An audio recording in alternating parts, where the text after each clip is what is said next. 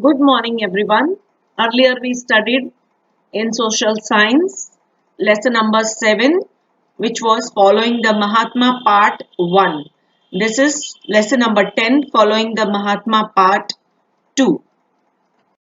This is the first video of lesson number 10. It is on page number 78, following the Mahatma part 2. The civil disobedience movement. In part 1, we had seen different satyagrahas, Kheda Satyagraha, Bardoli Satyagraha, Rowlatt Satyagraha, Champaran Satyagraha, and non-cooperation movement, etc. Here we will continue with the movement by Gandhiji. The next one was the civil disobedience movement, which took place in the year 1930. It was difficult to attain Swaraj without putting up a fight. At the Ahmedabad session of the Indian National Congress, the executive committee decided to launch a movement to attain Swarajya by breaking unjust laws in a disciplined way. So, everybody knew throughout the country that to attain Swarajya without putting up a fight was not possible, was difficult. So, at Ahmedabad session of Indian National Congress, the executive committee, you very well understand the meaning of executive, that means to implement. That committee decided to launch a movement to attain Swaraj by breaking the unjust law in a disciplined way. This was Gandhiji's style of, fighting or protesting against the Britishers. It authorized Gandhiji to launch the civil disobedience movement,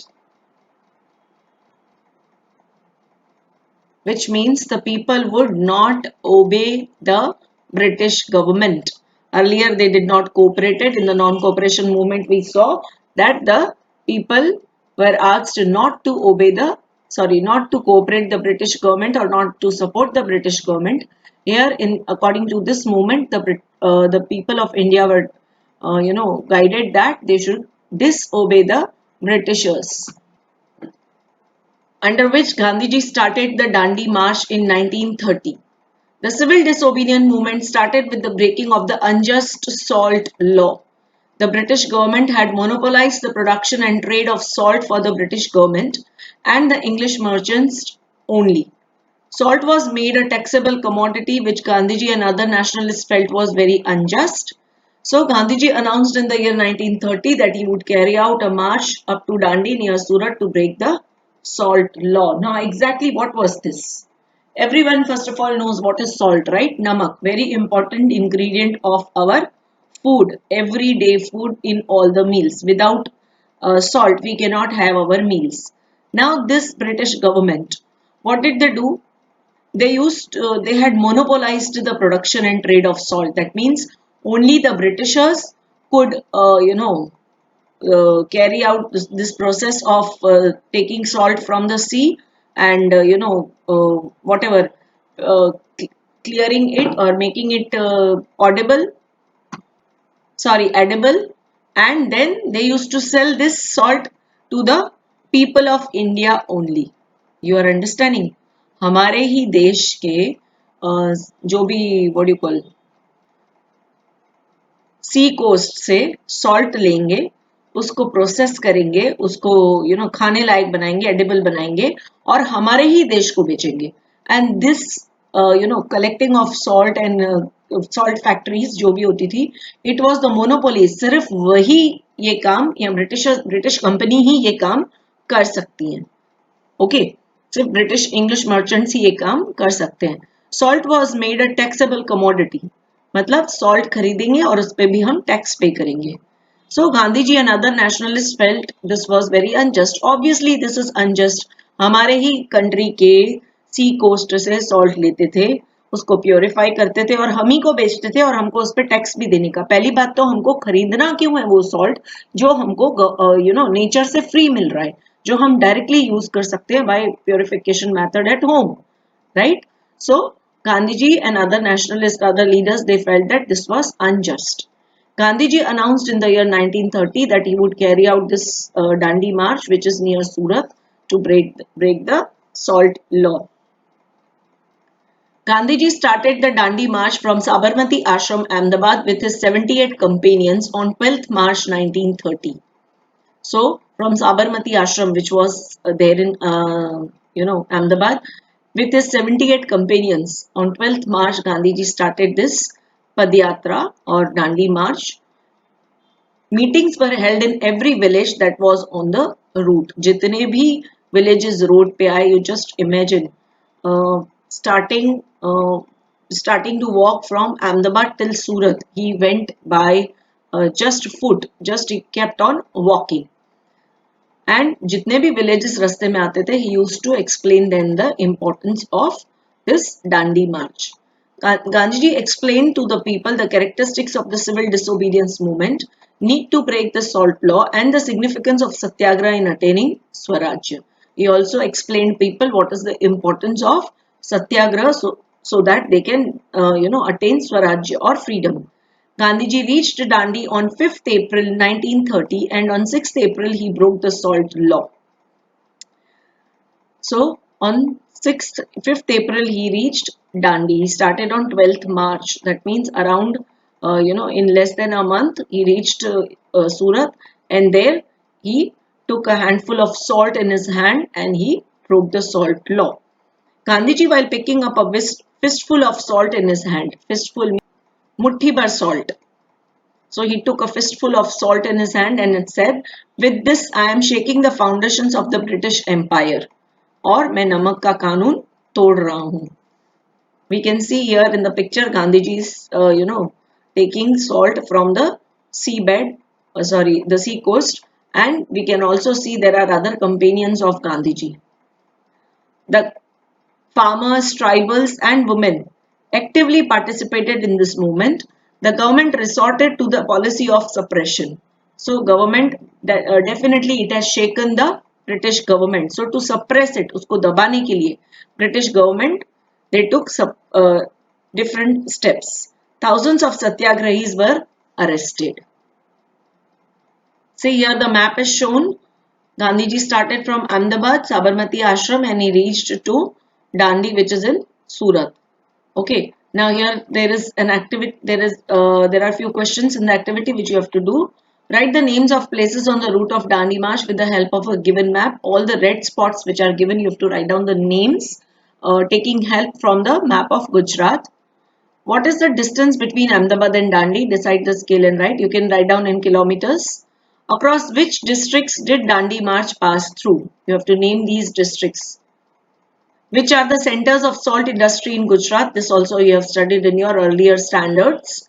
In how many days did Gandhiji and his companions reach Dandi? So that also the dates are given in the page before this. How many kilometers they must have walked per day? This is a question related to mathematics. If they reached so many kilometers in these days, then according to that, how many kilometers they must have walked on foot each day. Now something for us to know. Darasana village was a big center for salt production. Hence Gandhiji announced that he would go do satyagraha over there too. Gandhiji and Abbas Tayyabji were arrested, so the leadership of Darasana Satyagraha was given to Sarojini Naidu. The British government tried to suppress the Satyagrahis with utter cruelty. 300 Satyagrahis were wounded and 2 died. Still the Satyagrahis did not step back. Just imagine, thousands of Satyagrahis followed Gandhiji, okay, from Ahmedabad till Dandi. And on the way, जितने भी गांव आते गए, जितने भी different districts आते गए, हर जगह से गांधी जी के फॉलोअर्स उनको ज्वाइन करते गए and by the time they reached Dandi the number of satyagrahis were in thousands, but the British government they tried to suppress this satyagrahis with utter cruelty. Soldiers भेजे जाते थे उनको सत्याग्रहीज को कुचलने के लिए हॉर्सेस से एंड उनको बहुत सारा वो क्या बोलते हैं हंटर से मारा जाता था. Okay, but Satyagrahis did not step back even after such cruel behavior of the British. The Satyagrahis did not step back. So we can say they all were true followers of Gandhiji. They also believed in non-violence and truth. इतना सारा cruelty होने के बावजूद कोई भी सत्याग्रही ने मुड़ के किसी भी ब्रिटिशर की या सोल्जर की के साथ मारामारी नहीं की. वो सारे जुल्म चुपचाप सहते रहे. Hats off to such satyagrahis और सच फ्रीडम फाइटर्स जो अब तक गुमनाम हैं. हमको सारे नाम भी नहीं पता है किन किन लोगों ने इस तरह के डांडी मार्च में पार्टिसिपेट किया. Next is the round table conferences. British government convened round table conferences in order to discuss the constitutional changes required for India. So they convened, that means they arranged for round table conferences so that constitutional changes which were required for India, that could be discussed. The first conference was unsuccessful as the Indian National Congress decided to boycott it. Because of the suppressive measures or cruel measures of the Britishers, the Indian National Congress decided to boycott it. The second roundtable conference was held in 1931 in London. Gandhiji attended it as the only representative of the Indian National Congress. In this conference, the demand for separate electorate for the Dalits and for the different communities was made. Gandhiji was disappointed with this since it would segment India. So, because this would divide India, a separate electorate, that means separate divisions were made on the name of communities and on the name of races, and what do you call, community और उसके basis पे उनको divide किया जा रहा था, segments different बन जा रहे थे, डिफरेंट डिफरेंट पार्ट्स हो जाते इंडिया के. So Gandhi ji was not satisfied with this, he was disappointed. Along with Gandhiji, leaders of various communities did not agree and hence the conference failed. We can see here Mahatma Gandhiji and a round table conference in 1931. We can say, see there is a, though the shape is square, but we can see so many people sitting around and they were discussing about the changes to be done for the free India.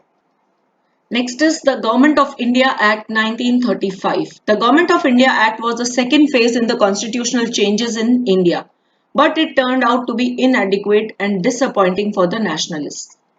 So, this act was in the second phase where the constitutional changes were taking place, but it turned out to be inadequate. It was not sufficient and it was disappointing for the leaders. According to Dr. Rajendra Prasad, the degree of autonomy introduced at the provincial level was quite limited, which means the freedom which was given at different provincial level, different, we can say abhi jo states hai like that, level was quite limited. That means enough power was not given to the states, to the free states.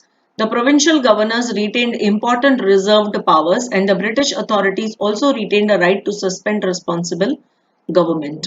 That means according to this policy, what was there? The provincial governors retained reserved powers. बहुत कम powers होंगे, for example state governors के पास, province के governors के पास, and British authorities जो होंगी वहाँ पे, they will be having more powers or more rights, to suspend the responsible government. मतलब इंडिया की गवर्नमेंट तो होगी, इंडिया के यू कैन से गवर्नर्स तो होंगे, बट ब्रिटिश गवर्नर्स भी होंगे जो जिनके पास राइट होगा कि वो इंडियंस को सस्पेंड कर सके या निकाल सके, which was incorrect, right. The elected representatives of India were given a very limited authority. This was against their expectations. उनकी expectations बिल्कुल meet नहीं हो रही थी. As per the act, elections were held. Gandhiji suggested that the Indian National Congress would form the federal legislature only if it is guaranteed that the governors would not exercise the exclusive powers granted to them and act as per the advice of the elected provincial ministries. So Gandhiji intervened, उन्होंने participate किया इसमें, and he decided for the rules which were to be framed for the free India. Viceroy and National Secretary agreed with certain clarification and Congress and Muslim League formed the federal legislature. Federal, you understand. So, if we have studied federal legislature,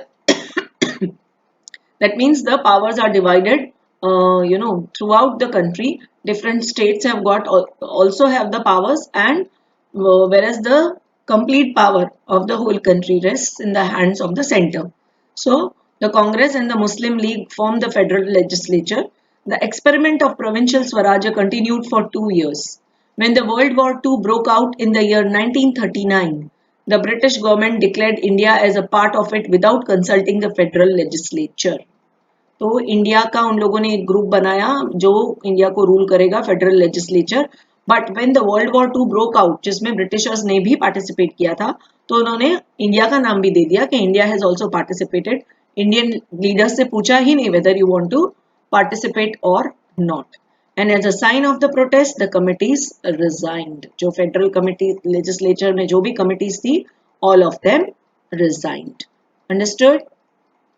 क्योंकि उनसे पूछा नहीं गया, उनसे consult नहीं किया गया, तो इसीलिए उन्होंने ये चीज को मानने से इनकार कर दिया, because they did not want to participate in the world war two. Thank you children. Stay home, stay safe.